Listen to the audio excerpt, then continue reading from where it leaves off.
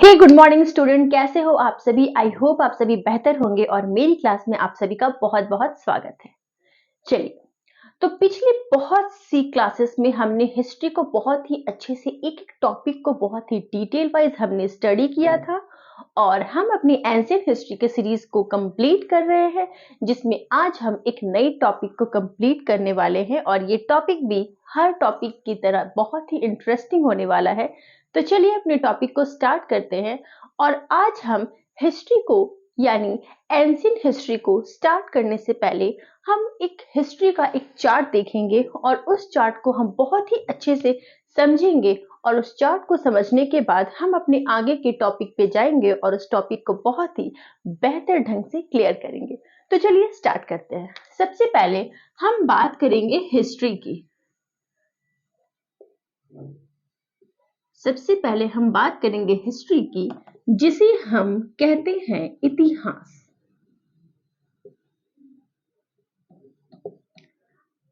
History की हम एक चार्ट को समझेंगे, जिसे समझने के बाद हमें हमारा आगे का टॉपिक समझने में बहुत ही सुविधा होगी। तो चलिए स्टार्ट करते हैं।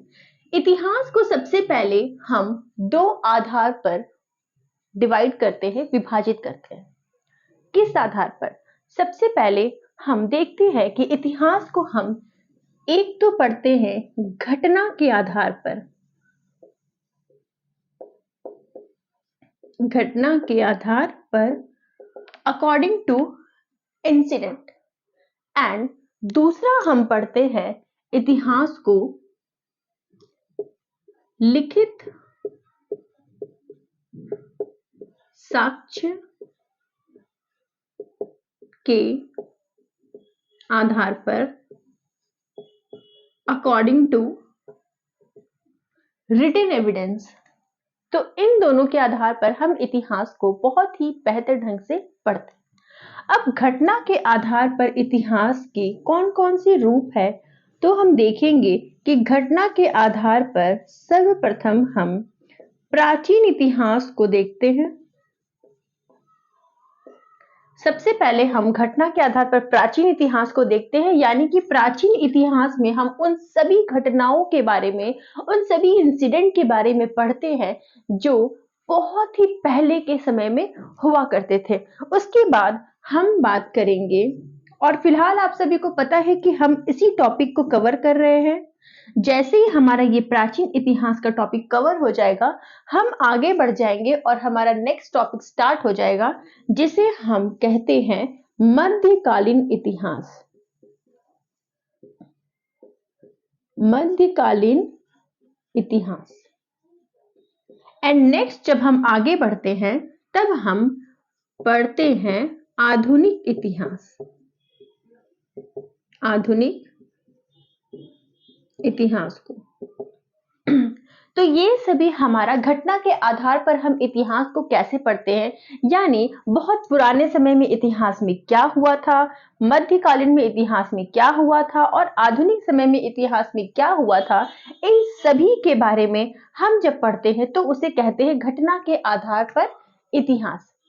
और जब हम आगे बढ़ते हैं तो हम देखते हैं लिखित साक्ष्य के आधार पर इतिहास, और लिखित साक्ष्य के आधार पर इतिहास को भी हम कई रूपों में पढ़ते हैं, जिनमें से सबसे पहले हम देखते हैं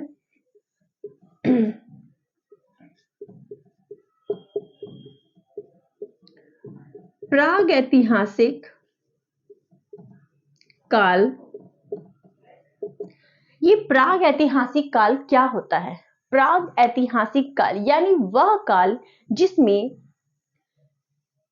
किसी भी तरीके का हम कह सकते हैं कि इसमें हमें कोई भी रिटन फॉर्म नहीं मिला है, यानी प्राग ऐतिहासिक काल में लोगों को लिखना नहीं आता था, यानी लिखना और पढ़ना लोगों को नहीं आता था, यानी इस एज में हम कह सकते हैं नो रिटन फॉर्म।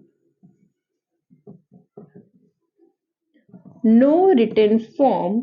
और इस प्राग ऐतिहासिक काल में हम क्या पढ़ेंगे? तो प्राग ऐतिहासिक काल में हम पढ़ेंगे स्टोन एज को, जिसे हम कहते हैं पाषाण युग या पाषाण काल।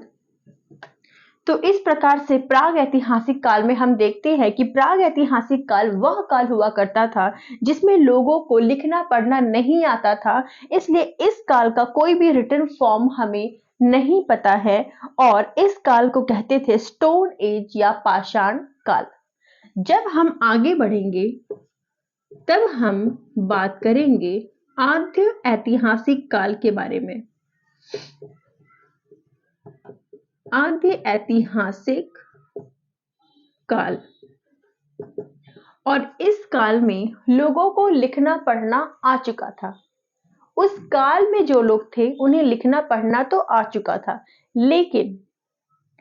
लेकिन जब हम इस काल की लिखावट को देखते हैं, इस काल के जिस भी लिखावट को हम देखते हैं, जब आविष्कार किया गया और इस काल की लिखावट सामने आया और जब हमने उसे देखा तो लिखावट तो हमें बहुत ही बेहतर ढंग से समझ में आ रहा था, लेकिन इस लिखावट को हम पढ़ नहीं पा रहे थे क्योंकि इसमें क्या लिखा था वो किसी को भी पढ़ पाना लगभग असंभव था, क्योंकि वो एक डिफरेंट टाइप का लैंग्वेज था जिसे आज तक पढ़ा नहीं जा सका। तो हम कह सकते हैं कि आद्य ऐतिहासिक काल में रिटन फॉर्म तो मिला, हमें रिटन फॉर्म तो मिला, बट नॉट रीड, इससे पढ़ना मुश्किल था, इसे कोई भी नहीं पढ़ सका। और जबकि प्राग ऐतिहासिक काल में क्या था, प्राग ऐतिहासिक में न तो रिटन फॉर्म था और जब रिटन ही नहीं होगा तो फिर पढ़ना तो नामुमकिन है, क्योंकि जब लिखा ही नहीं होगा तो फिर हम पढ़ेंगे क्या। इसलिए इस काल में जो भी चीजें थी वो लिखी हुई नहीं थी, जो स्टोन एज में आ गई, और इस काल में जो भी चीजें थी वो रिटन फॉर्म में थी लेकिन उसे पढ़ पाना लगभग मुश्किल था, असंभव था। और इस काल में हम किन चीजों के बारे में पढ़ेंगे, तो इस काल में हम पढ़ेंगे इंडस वैली के बारे में। इंडस वैली या सिंधु घाटी की सभ्यता, सिंधु घाटी सभ्यता के बारे में हम इस काल में पढ़ेंगे। तो हमने किन किन चीजों को देखा, जब हम प्राग ऐतिहासिक काल के बारे में बात करेंगे, प्राग ऐतिहासिक काल या प्री हिस्टोरिक पार्ट, इस काल के बारे में जब हम बात करते हैं तब हम स्टोन एज के बारे में पढ़ेंगे, और जब हम बात करते हैं आद्य ऐतिहासिक काल के बारे में तो इस काल में हम पढ़ेंगे सिंधु घाटी की सभ्यता या Indus valley civilisation. And next जब हम अपने अगले टॉपिक पे जाते हैं तो हम बात करेंगे ऐतिहासिक काल। ऐतिहासिक काल, और इस काल में जब हम पहुंचते हैं तो हम ये देखेंगे कि बहुत सारी चीजें जो भी रिटन फॉर्म में हमें मिल रही थी वो न तो सिर्फ रिटन फॉर्म में थी बल्कि हम सभी उसे पढ़ पाने में सक्षम थे। यानी इस काल में रिटन के साथ साथ हम रीड भी कर पा रहे थे। यानी अब हम तीनों में कंपेयर करें तो हम देखेंगे कि प्राग ऐतिहासिक काल या प्री हिस्टोरिक पीरियड में हम ना तो लिखा हुआ किसी भी चीज का हमें साक्ष्य मिल रहा था और ना ही, जब लिखा हुआ ही नहीं था तो पढ़ पाना तो इम्पॉसिबल है। और जब हम आद्य ऐतिहासिक काल में आए तो हम देखें कि हमें रिटन फॉर्म तो मिला लेकिन हम उसे पढ़ नहीं पा रहे थे। और नेक्स्ट जब हम ऐतिहासिक काल में गए तो हमने देखा कि हमें रिटन फॉर्म भी मिल रहा था और हम उसे पढ़ पाने में भी सक्षम थे। प्राग ऐतिहासिक काल में हम स्टोन एज के बारे में पढ़ेंगे, आद्य ऐतिहासिक काल में हम इंडस वैली सिविलाइजेशन के बारे में पढ़ेंगे यानी सिंधु घाटी सभ्यता के बारे में पढ़ेंगे। और जब हम आगे ऐतिहासिक काल में जाएंगे और वहां पर इन चीजों के बारे में बात करेंगे तब हम यहाँ पर पढ़ेंगे वैदिक सभ्यता के बारे में। वैदिक सभ्यता के बारे में, तो आप बहुत ही बेहतर तरीके से समझ गए होंगे कि इतिहास को हमने पहले दो भागों में बांटा कि इतिहास घटना के आधार पर प्राचीन, मध्यकालीन और आधुनिक कालीन होता है, और जब लिखित साक्ष्य के आधार पर हम इतिहास की बात करते हैं कि किस तरह से लिखित साक्ष्य हमें मिला और हमने इतिहास को डिवाइड किया, तो हमने देखा कि जब कोई साक्ष्य नहीं मिले थे तो वो प्राग ऐतिहासिक काल या स्टोन एज कहलाता था। जब हमें लिखित साक्ष्य मिले तब वो आद्य ऐतिहासिक काल या इंडस वैली सिविलाइजेशन कहलाया, और जब हमें लिखित साक्ष्य के साथ साथ जब हम उसे पढ़ पाने में भी सक्षम हुए तो उस काल को हमने ऐतिहासिक काल या वैदिक सभ्यता कहा। आई होप आपको यहाँ तक बहुत ही बेहतर ढंग से समझ में आया होगा, और अभी हम अपने टॉपिक को आगे बढ़ाएंगे। आप एक बार इसका स्क्रीनशॉट ले सकते हैं। तो चलिए इस टॉपिक को हम आगे बढ़ाते हैं, और अभी हम बात करने वाले हैं प्राग ऐतिहासिक काल के बारे में। सॉरी।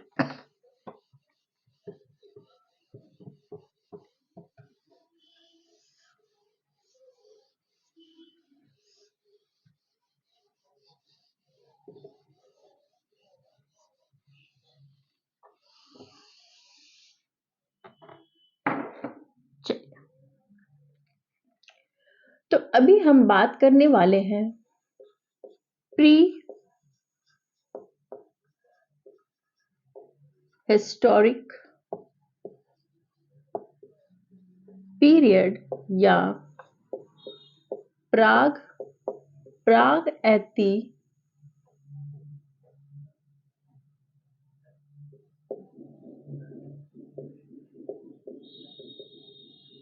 ऐतिहासिक काल।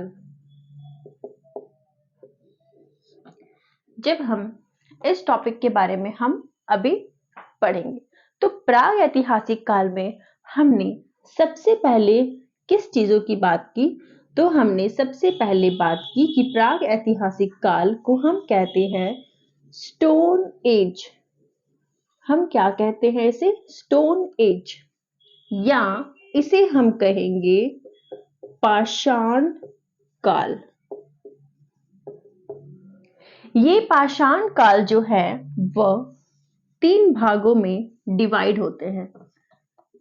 सबसे पहले मैं आपको बता दूं कि पाषाण काल होते क्या है। पाषाण का मतलब होता है पत्थर, और पाषाण काल यानी पत्थरों का काल या पत्थरों का युग।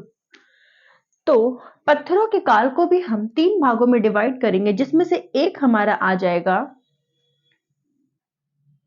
प्राचीन पाषाण,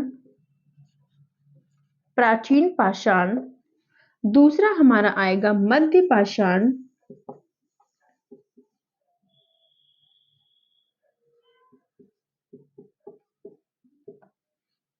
प्राचीन पाषाण काल, मध्य पाषाण काल, और हमारा तीसरा आएगा नव पाषाण काल। तो ये तीनों आएंगे। अब हम बात करते हैं कि ये प्राचीन पाषाण, मध्य पाषाण और नव पाषाण काल क्या है। तो बहुत पहले की जब हम पाषाण युग की बात करेंगे तो उसे हम रखेंगे प्राचीन पाषाण में। जब हम बीचों बीच आएंगे, ना तो बहुत ज्यादा आधुनिक और ना ही बहुत ज्यादा प्राचीन, तो उसमें हम बात करेंगे मध्य पाषाण काल के बारे में। और जब हम रिसेंटली क्या क्या हुआ था पाषाण युग में उसकी जब हम बात करेंगे तो हम बात करेंगे नव पाषाण युग की। तो चलिए अभी बात करते हैं प्राचीन पाषाण काल में। प्राचीन पाषाण काल में क्या क्या हुआ था?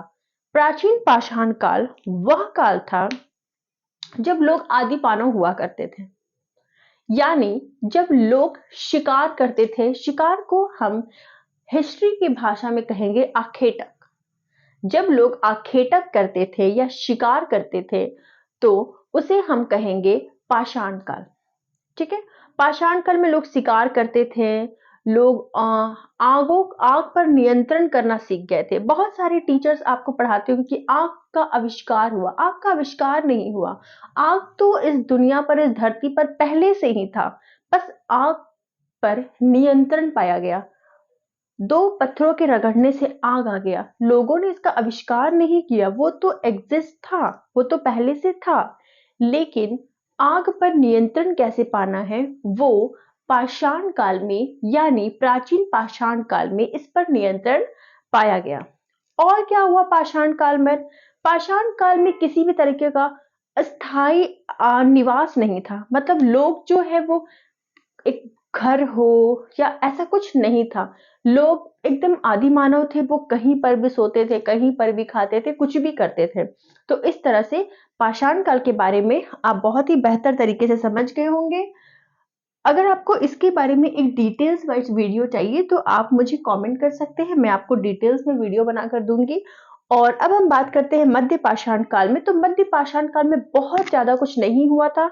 बस हुआ ये था कि मध्य पाषाण काल में औजारों का आविष्कार प्रारंभ हो गया था। यानी पत्थरों से ही काट काट कर औजार बनाए गए थे। और जो सबसे पहला औजार बना था वह बना था कुल्हाड़ी का। सबसे पहला औजार कुल्हाड़ी बना था। और नेक्स्ट जब हम बात करते हैं नव पाषाण काल का, तो नव पाषाण काल में सबसे इंपॉर्टेंट अगर कुछ हुआ था तो वो हुआ था कृषि का आविष्कार। लोगों ने खेती करना प्रारंभ किया था।